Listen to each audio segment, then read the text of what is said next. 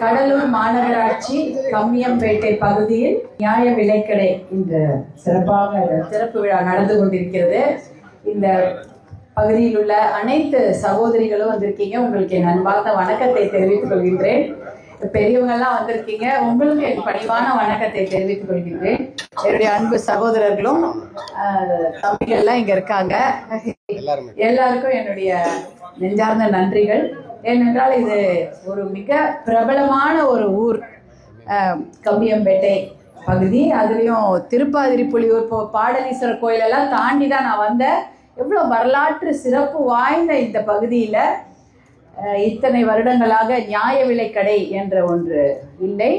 அதுவும் இந்த பகுதியில் ஒரு குப்பை காடாக கிடந்த இந்த பகுதியை சுத்தப்படுத்தி இங்கே நியாய விலைக்கடை அமைத்தது என்பது மிக மிக வரவேற்பு கொடுக்கக்கூடிய ஒரு விஷயம். அனைத்து குடியிருப்பு சங்கங்களும் இந்த இடத்த சுத்தம் பண்ணணும், இந்த இடத்துல கெட்ட வாடை அடிக்குது, இதை சுத்தம் பண்ணி ஏதாவது ஒரு நல்லது செய்யணும்னு நினச்சிருக்கிறாங்க. அதை செய்து காட்டிய அன்பு தம்பி சரவணனுக்கும் என்னுடைய அன்பு சகோதரர்களாக இங்கே வந்திருக்காங்க, மேடையில எல்லாம் உட்கார்ந்துருக்காங்க, எங்கள் அன்பு அண்ணன்கள்லாம் இருக்காங்க. அவங்களுக்கு என்னுடைய மனமார்ந்த நன்றி.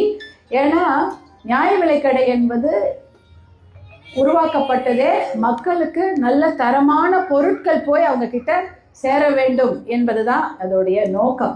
தரமான பொருட்கள்னா மட்டமானது கிடையாது, சும்மா எங்கே தரையில் தூக்கி போடுறது, கேவலமானது, யாருமே சாப்பிட மாட்டாங்க அப்படின்ற பொருட்களை ரேஷன் கடையில் வச்சு கொடுக்கறது இல்லை. நல்ல தரமான பொருட்களை அந்த நியாய விலை கடையில் எல்லோருக்கும் ஒழுங்காக கிடைக்கணும். அதான் பப்ளிக் டிஸ்ட்ரிபியூஷன் சிஸ்டம்.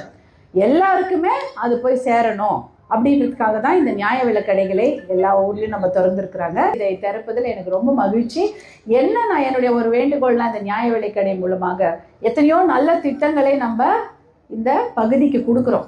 108 ஆம்புலன்ஸாக இருக்கட்டும், இல்லை நல்ல மருத்துவமனையாக இருக்கட்டும், எல்லாமே பாட்டாளி மக்கள் கட்சி எந்த ஒரு பாரபட்சமும் இல்லாமல் எல்லா கிராமத்தில் இருக்கக்கூடிய ஏழை மக்களுக்கும் தாய்மார்களுக்கும் பயன்பெற வேண்டும் என்ற நல்ல திட்டங்களை கொண்டு வந்திருக்கிறோம். அதில் 108 ஆம்புலன்ஸ் உங்கள் ஊருக்கும் வரும்னு நினைக்கிறேன்.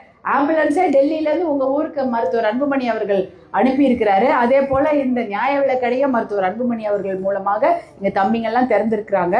இதில் ஒரு என்னுடைய ஆசை என்னன்னா, உங்களை இந்த இடத்துல இலவசத்துக்காக மக்களை நிற்க வைக்கக்கூடாது.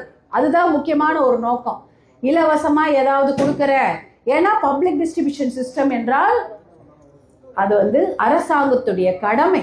எதையுமே அந்த மக்களுக்கு ஒழுங்காக போய் சேர வேண்டும் என்றது. புழுத்து போன அரிசியோ, இப்போ நான் சில மாதங்களுக்கு முன்னால் மழையில் அரிசி மூட்டை, நெல் மூட்டை அப்படியே முளைச்சிருச்சு, நாற்று விட்டுருச்சு. அந்த மாதிரி இங்கே இருக்கக்கூடிய ஒரு கோடவுனில், நெல் கோடவுனில் அரசாங்கம் வாங்கி வைத்திருக்கக்கூடிய அரிசி மூட்டைகள்லாம் லட்சக்கணக்கான அரிசி மூட்டைகளை அடுக்கி வைத்திருக்கிறார்கள். அது மழையிலையும் வெயிலையும் காஞ்சு, இந்த மாதிரி ஒரு ஷாமியானா கூட கிடையாது. அந்த கோடவுனில், அது திறந்த வெளி கோடவுன், அந்த கோடவுனில் அரிசி மூட்டைகளை அடுக்கி வைத்திருக்கிறார்கள். மழையில் அந்த அரிசி மூட்டையில் இருக்கக்கூடிய நெல்லெல்லாம் முளைச்சி நாற்று விட்டுருக்கு, அப்படியே பச்சை பசேல்னு இருக்குது. அப்படியே மூட்டை மூட்டையாக பச்சை பசேல்னு இருக்குது. அதையெல்லாம் நாங்கள் போய் பார்வையிட்டோம். அப்போ அந்த அரிசி மூட்டை என்ன பண்ணியிருப்பாங்க, அதுலேருந்து அரிசி என்ன பண்ணியிருப்பாங்க யோசிச்சு, கடலில் தூக்கி போட்டிருப்பாங்களா? கண்டிப்பாக கிடையாது. அதையெல்லாம் சுத்தம் பண்ணி அந்த நாத்தெல்லாம் சரி பண்ணி அதெல்லாம் தூக்கி போட்டுட்டு, அதை கருப்பான அரிசியோ புழுத்து போன அரிசியோ, அதில் சத்தே இல்லாத அந்த அரிசி, ஏன்னா அதில் இருக்க அந்த நாற்று வந்துருச்சு. அந்த அரிசியை எங்கே கொண்டு போய் கொடுத்துருப்பாங்கன்னு நினைக்கிறீங்க? நியாய விலை கடையில் போட்டு ஏழைங்க தலையில் தான் கட்டியிருப்பாங்க. அதான் நடந்திருக்கும் இல்லையா? வேற எப்படி போயிருக்கோம் அந்த அரிசி? அதனால் அப்படியெல்லாம் அந்த மாதிரி கேவலமாகலாம் பண்ணக்கூடாது. எல்லாரையுமே ஏழை கிராமப்புற மக்கள், விவசாய மக்களுக்கு கூட தரமான உணவு போய் சேர வேண்டும் என்பதற்காக தான் நியாய விலைக்கடை. இந்த இடத்துல உங்களை கரும்புக்காகவும் சர்க்கரைக்காகவும் வெள்ளத்துக்காகவும் உங்களை கியூவில் நிற்க வைக்கக்கூடாது. ஏன்னா இந்த இடத்துல நீங்கள் தான் விவசாயம் பண்ணுறீங்க. நீங்கள் விளைவித்த பொருட்களை நியாய விலைக்கடை மூலமாக உங்களையே வரிசையில் நிற்க வைத்து இலவசமாக கொடுத்து கேவலப்படுத்தக்கூடாது. எல்லாருக்கும் நல்ல தரமான உணவுப் பொருளும் வழங்கப்பட வேண்டும் என்பதுதான் நம்மளுடைய ஒரு ஆசை. அதை தான் நிறைவேற்றணும். நல்ல விவசாயத்துக்கு நல்ல தரமான இடுபொருள்களை அளிக்க வேண்டும், விவசாயத்துக்கு முக்கியத்துவம் கொடுக்க வேண்டும், விவசாயத்துக்கு முன்னுரிமை கொடுத்து அதையெல்லாம் மக்களிடம் போய் சென்று சேர வேண்டும். அதற்கான நல்ல முயற்சிகளை பாட்டாளி மக்கள் கட்சி எடுக்கும் என்பதை கூறிக்கொண்டு, இந்த நியாய விலைக்கடை மூலமாக மகளிர் ரொம்ப அதிகமாக பயன்பெறுவார்கள். ஏன்னா அதிகமாக அவங்க தான் நின்று ரேஷன் கடையில் நின்று க்யூவில் நின்று இந்த சாமான்களை எல்லாம் வாங்கி வீட்டுக்கு எடுத்துகிட்டு போவாங்க. உங்களுக்கு நல்ல மனமார்ந்த வாழ்த்துக்களை தெரிவித்துக் கொள்கின்றேன்.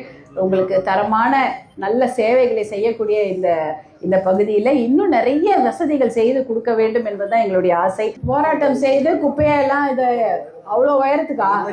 ஆமாம், இல்லை எனக்கும் இந்த காலையில் வரும்பொழுதே புகைப்படத்தில் காமிச்சிட்டாங்க செல்ஃபோனில், இந்த குப்பை கிடங்கு எப்படி இருந்தது, இந்த போராட்டம் எப்படி செய்தார்கள், அதையெல்லாம் எப்படி நீங்கள் சரி பண்ணீங்கன்னு. அதனால இதை நல்ல நிதி கொடுத்ததால தான் காலி பண்ண முடியும். ஆமாம் ஆமாம், அவருக்கு இல்லை அது நம்மளுடைய கடமை தானே, மக்களுக்கு சேவை செய்ய தான் நம்ம வந்திருக்கிறாங்க. அந்த கடமை தான் நம்ம செய்தோம், அது ஒன்றும் புதுசு கிடையாது. அந்த கடமை செய்ததற்கு எப்பயுமே மன திருப்தி தான். அதுக்கு பாராட்டுகள் கிடைக்கிறத விட மன திருப்தி தான் நமக்கு முதல்ல கிடைக்கும். அந்த திருப்தியோடு உங்களிடமிருந்து விடைபெறுகிறேன். நன்றி, வணக்கம்.